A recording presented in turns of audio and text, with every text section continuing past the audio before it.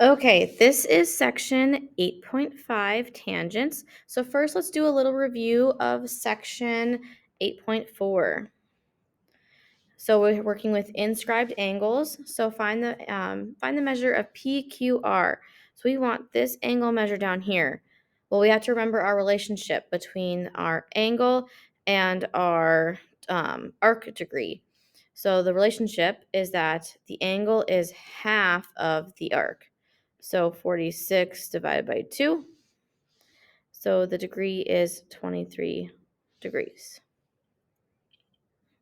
Okay, find the measure of our arc DF. Well, again, we just take our angle. This time we're given the angle, we want to find the arc. So we take our angle times it by 2. So 78 times 2, we get 156 degrees.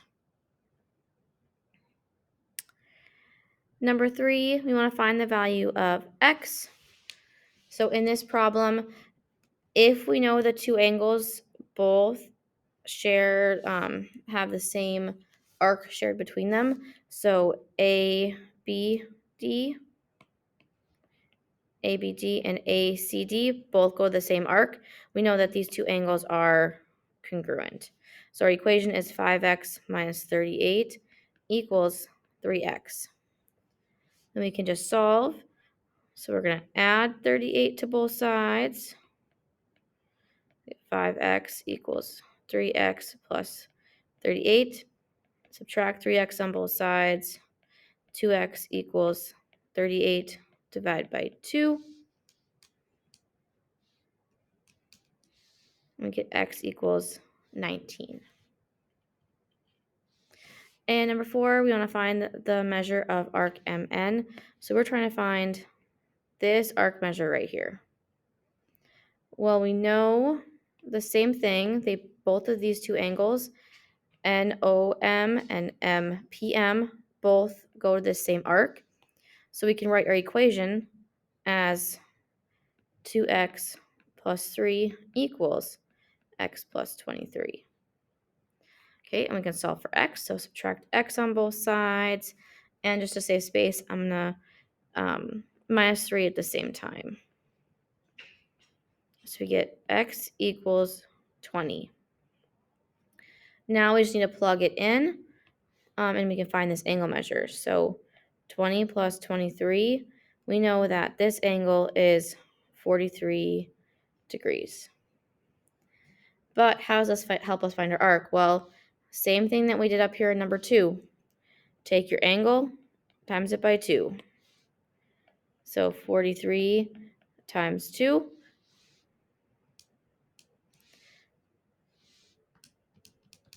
So we get 86 degrees for that arc measure. Okay, on to our new stuff. We are working with tangent lines. So remember, your tangent line intersects a circle at exactly one point, called the point of tangency. So in this case, A is the point of tangency.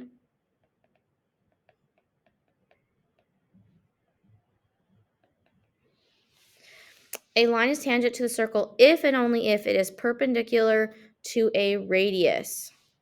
So AP is a radius. That means that to be a tangent line, AB has to be perpendicular to AP.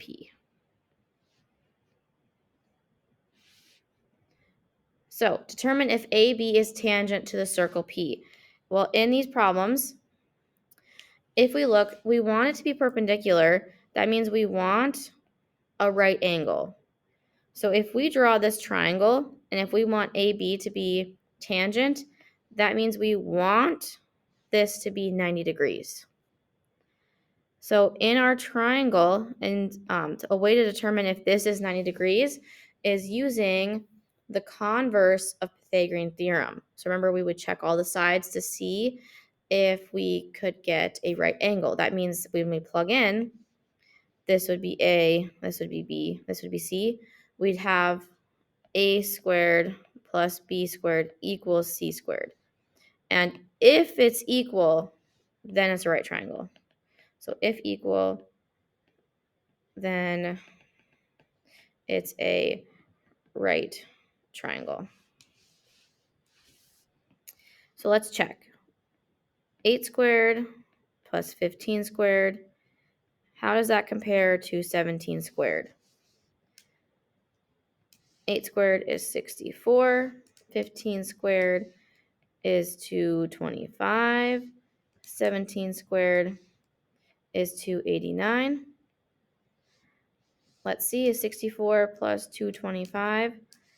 That is 89. So 89 is equal to 289. So because they're equal, then we know it is a right triangle. So AB is tangent. Number 2, again, we're going to check the same thing. Just a reminder that both of these lines are radiuses, so this is also 11. So the whole thing is 16. So we have our A, our B, and if we want a right angle right here, that makes that 16 our C. So 11 squared plus 14 squared, we want to see how that compares to 16 squared. So we get 121 plus 196, and we want to see how that compares to 16 squared, 256.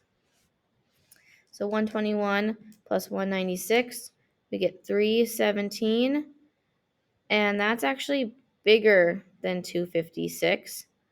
So that's not a tangent. So AB is not tangent.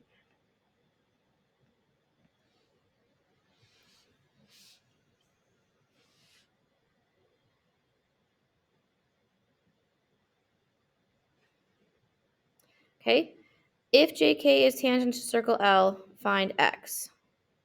So from this information, we know that JK is tangent to our circle L. So we have a right angle, which means we can use Pythagorean theorem.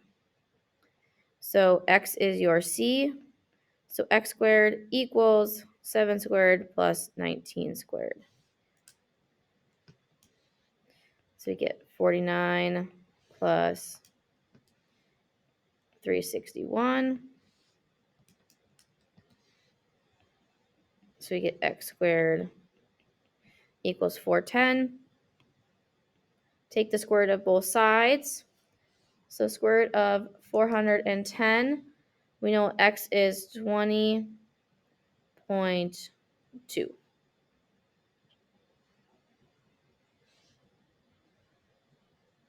Okay, number 4, again, we know that it is a tangent, so we already know the 90 degrees is in there. So that makes X our hypotenuse.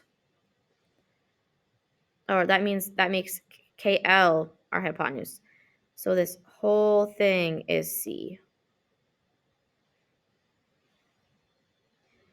So we get C squared equals 24 squared plus 10 squared.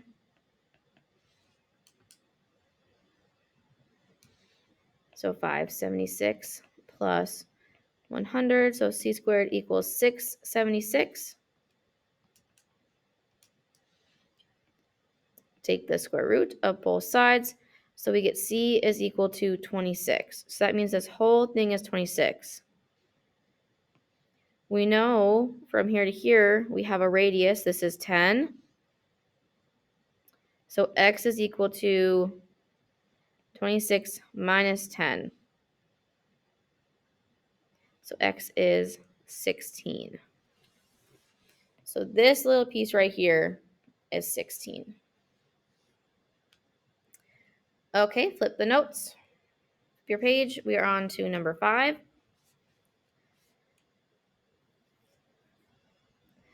Okay, so we know that we have a right angle, so it's same directions apply. JK is tangent. And then we have one radius here, so that means this segment is also 3.5. So the whole thing is 7. So we know that x squared is equal to 7 squared plus 6.4 squared. X squared is equal to 49 plus 6.4 squared. We get 40.96. So x squared is equal to 89.96.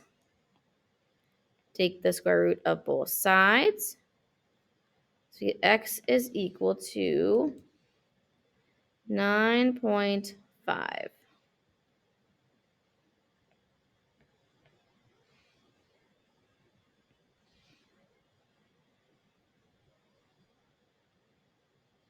Okay, number 6. Again, we know that JK is tangent to our radius, LJ. So we have our right angle in here, which means that we have our triangle.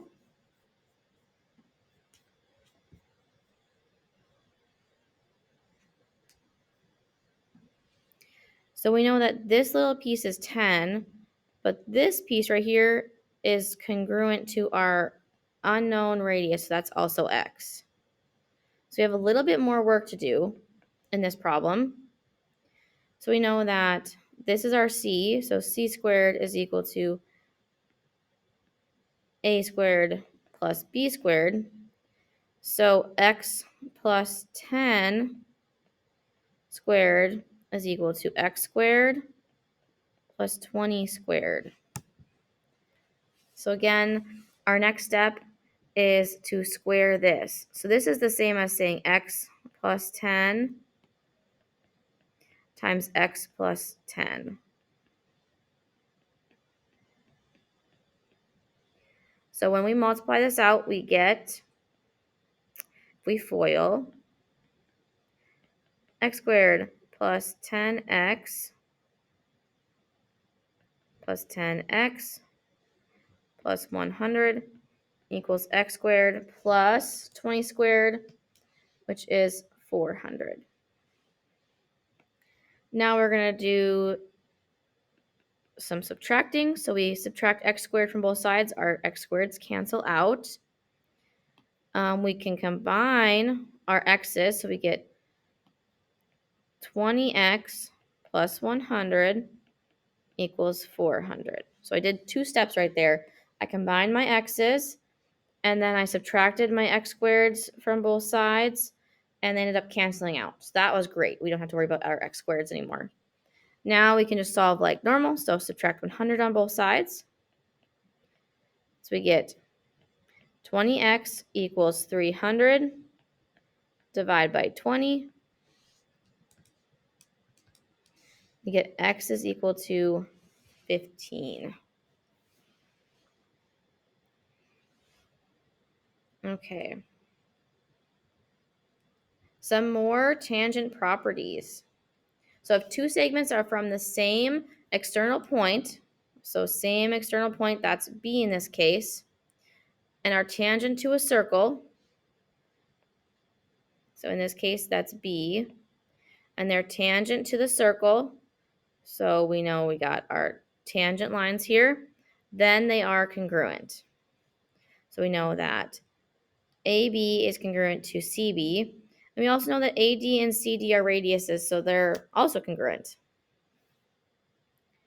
And then if a polygon is circumscribed around a circle, then all sides are tangent. So a polygon can be any side figure. So triangle, square, quadrilateral, rhombus, trapezoid, hexagon, whatever.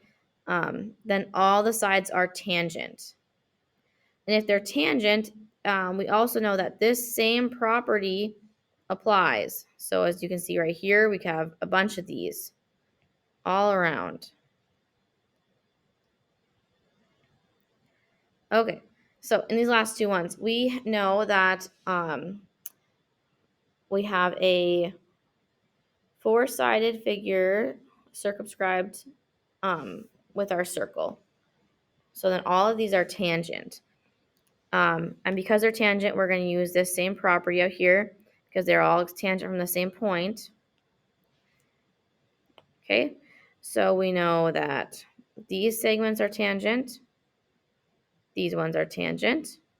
These ones are tangent. And these ones are tangent. So if this whole thing is 7, that means this little piece is 5 because these two segments are tangent, making this little piece right here 2. And because these two are congruent, we know that over here is also 2. And because these segments are congruent, we know over here is 3. And because these segments are congruent, we know that this little piece is 4. So the perimeter is all of these measures added up on the outside. So 5 plus 4 plus 4 plus 3 plus 3 plus 2 plus 7. So I just added up this whole outside, and I got 28 inches. So include our unit. Okay. Number 8. So same thing applies. I'm going to go around and mark my sides that are congruent. So we know these segments are congruent. These ones are congruent. Over here we got more congruent segments. And then lastly, these congruent segments. So we know if this is 27.1, down here is 27.1. So then to find this little piece right here, we do, 52.5 minus 27.1.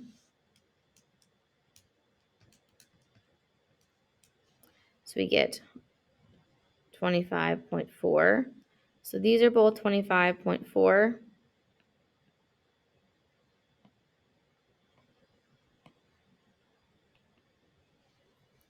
Okay, and we know that this is 23, so right here is 23.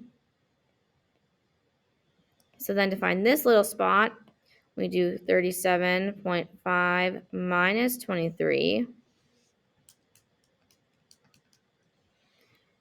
So both of these are 14.5. Okay, now that I got everything labeled, we can go around and add everything up. So I'm just going to add up all of my numbers around my sides. So 23 plus 25.4 plus 52.5 plus 27.1 plus 14.5 plus 37.5. So I added that all up. I got 180. And then there's no units, but if we were, we would have units. But in this case, there are none. So it's just 180. Okay, that is the end of section 8.5 notes.